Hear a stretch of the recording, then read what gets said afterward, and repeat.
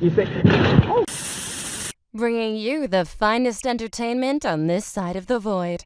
Game reviews, movie reviews, tales and myths from the supernatural unknown, unsavory food reviews, clown world news, and much more, all wrapped up in one extremely mediocre yet morbidly amusing online television channel, the Shady Gamer Channel. Entertainment, but not for everyone. The Alps are a mountain chain in Europe that crosses through several countries like Italy, Germany, France, Switzerland, etc.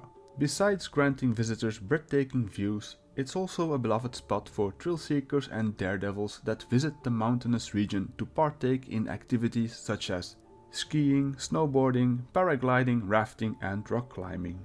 Whether you're an adrenaline junkie or a nature-loving hiker, there is one thing you probably won't expect on your next vacation to the Alps. And that would be getting killed by a serpent-like cat-faced lizard creature. Such a creature has been sighted in the Alps for centuries, and its name is Tatzelwurm, translated clawworm. Depending on the region, it might also be called stollenworm, berststutsen, springworm, dazelworm, pratselworm, or just arasas.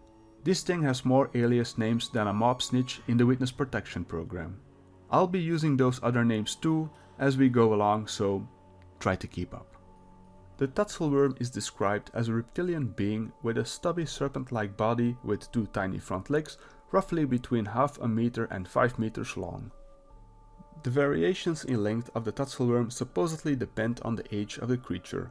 Older Tatzelwurms are said to be longer, but also the region it inhabits will affect its length. Of course, some tales have to spice it up a little bit and claim the serpent creature can magically change its size. And all of this isn't even the oddest aspect of its appearance. Because while the stollenworm is portrayed as a reptile or amphibian, it strangely has a cat-like face.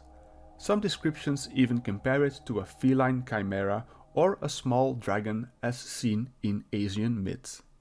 I guess it depends on how much the people spotting the springworm have indulged during the aprés-ski. So a serpent-like monster with the face of a cat. But let's get to the nitty-gritty. How can it prematurely end your life in the most violent ways? Well, let's see. The Bergenstutsen is so venomous, it can instantly one-shot a human with a bite. Even its breath is poisonous, so if it even burps near you, you're a goner. And as a little bonus, it has acid blood pumping through its veins. Basically, the Tatzelwurm is as toxic as your average Twitter user, but probably better company. Despite its deadly morning breath and other poisonous secretions, there are no records of the cat-faced serpent directly killing anyone.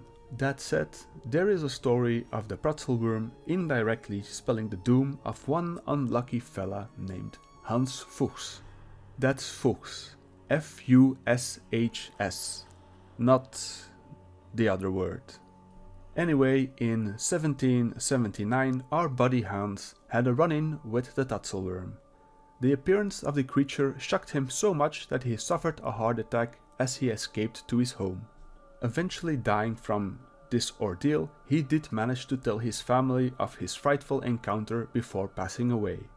Later, a relative of Hans made a painting to commemorate his death, depicting two large reptilian creatures looming in the background. Bit of an ominous way to commemorate the passing of a family member, but seeing how people make selfies and TikToks with dying relatives, well, we are doomed as a species. There was another alleged fateful encounter in 1934 when Swiss photographer Balkin snapped a picture of the arasas, which despite Instagram not existing back then, inspired an expedition in search of the fabled Tatzelwurm.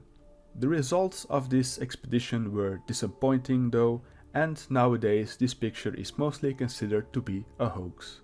There is also a photograph of a Tatzelwurm skeleton that allegedly was mysteriously donated to the Geneva Institute of Science in the 1900s. But since the only tangible proof is just one photograph, the entire story is also deemed a hoax.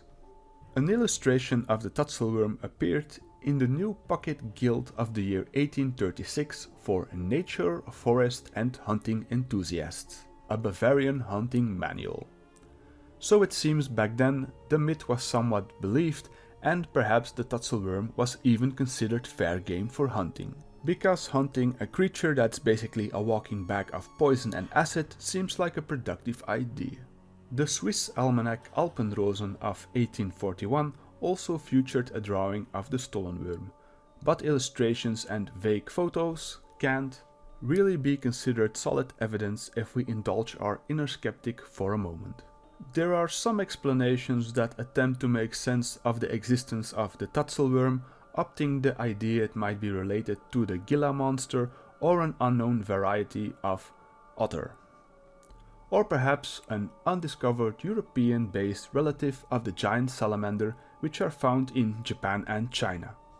That said, reports of the Tatzelwurm have dwindled greatly in later years, with the last sighting mentioned in the media being an article in the Swiss newspaper La Tribune de Genève in 1970. So unless that mysterious Tatzelwurm skeleton turns up and is tested, or the Tatzelwurm decides to rear its cat-like head again and bite an unlucky skier in the backside, this slithering critter from the Alps remains a part of myths and stories.